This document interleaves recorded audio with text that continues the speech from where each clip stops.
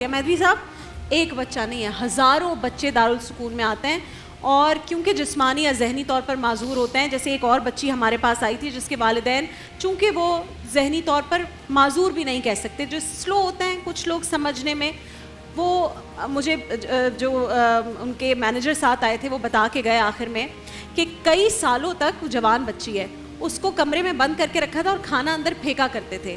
اور یہ بات کس نے بتائی؟ جو ان کے نیبرز تھے کہ یہ اس بچی کے ساتھ یہ کام ہو رہا ہے. تو پھر یہ لوگ آئے دارالسکون والے، اس بچی کو لے کے گئے، وہ جوان بچی ہے.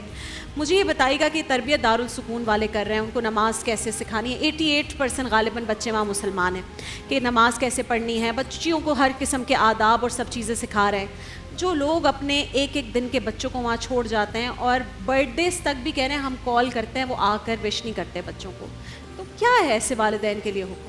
سب سے پہلے تو ایسا کرنا شرعاً جائز ہی نہیں ہے کہ آپ وہ نعمت جو اللہ نے آپ کو عطا کی ہے وہ زبردستی کسی اور کو دے کر چلے جائیں. یہ ان کا احسان ہے کہ وہ والنٹریلی لے لیتے ہیں.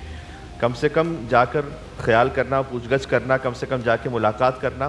یعنی وبالوالدین احسانہ کی آیت تو بار بار پڑھی جاتی ہے، پڑھی جانی چاہیے کہ والدین کا حق ہے، لیکن اسلام میں کوئی حق ایسا نہیں کہ اس کے متقابل کوئی نہ کوئی فرض موجود نہ ہو. اتنا ہی فرض بھی ہے. حق الولد علی الوالد ان یحسن اسمہ، سب سے پہلا حق یہ ہے کہ اچھا نام رکھیں. ویحسن ادب، اس کا ادب اچھا کریں. ادب اچھا کیسے کریں گے جب تک اپنے پاس نہیں رکھیں گے. ویعلمہ القرآن، قرآن سکھلائیں. یہ والدین کی ذمہ داری ہے کہ وہ سکھلائیں. کوئی خود سے فی سبیل اللہ یہ کام کر رہا ہے اس کو اللہ سبحانہ وتعالیٰ اجر دے گا. کتنے ہی ایسے والدین ہیں کہ جو ایسے موقعوں پر ایسی آزمائش کو وہ نہیں سہ پاتے یا مینٹلی قبول نہیں کر پاتے. جبکہ احادیث کا میں آپ کو مفہوم سناؤں، کبھی کبھار کوئی اسٹل برتھ ہوتا ہے بچہ، کبھی بہت بچپن میں جو ہے اس کا انتقال ہو جاتا ہے. حدیث میں ہے کہ یہ بچہ ایسی سفارش و شفاعت کرے گا اپنے والدین کی کہ جنت کے دروازے پر کھڑا ہو جائے گا. اگر اس کے ماں باپ کو جہنم میں بھیج دیا جا رہا ہوگا تو وہ یہ کہے گا کہ پروردگار میں دنیا میں بھی اپنے ماں باپ کے ساتھ نہیں رہ سکا تھا کیونکہ میں مر گیا، تو کیا میں جنت میں بھی اپنے ماں باپ کے ساتھ نہیں رہ سکوں گا؟ تو اللہ سبحانہ وتعالیٰ کی رحمت کو اتنا زیادہ جوش آئے گا کہ اللہ اس بچے کے صدقے میں اس کے ماں باپ کو بخش دے گا. لیکن بات یہ کہ آپ اون تو کریں سب سے پہلے. اسی خاطر ہے کہ جو مولا علی مرتضیٰ کرم اللہ وجہہ ارشاد فرماتے ہیں، جو حدیث کا مفہوم یہ ہے کہ ان کے فرمان کا کہ یہ دعا مت مانگو کہ اے اللہ میرا کوئی امتحان نہ لے، اس لیے کہ دعا پوری نہیں ہونے والی. تم دنیا میں آئیے امتحان کے لیے. وَلَنَبْلُوَنَّكُمْ بِشَيْءٍ مِّنَ الْخَوْفِ وَالْجُوعِ وَنَقْصٍ مِّنَ الْأَمْوَالِ وَالْأَنفُسِ وَالثَّمَرَاتِ، یہ یقیناً ہوگا. وَبَشِّرِ الصَّابِرِينَ، تو خوشخبری ہے صبر کرنے والوں کے لیے کہ الَّذِينَ إِذَا أَصَابَتْهُمْ مُصِيبَةٌ، جب ان کو مصیبت آتی ہے قَالُوا إِنَّا لِلَّهِ وَإِنَّا إِلَيْهِ راجعون. یہ لقلقہ لسانی کی حد تک نہ رہے بلکہ عملی طور پر ہو کہ ہم اللہ کے لیے، اللہ کی طرف پلٹ کر جانے والے. تو بہرحال یہ ایک آزمائش ہے، اس آزمائش کی جزا بھی ہے.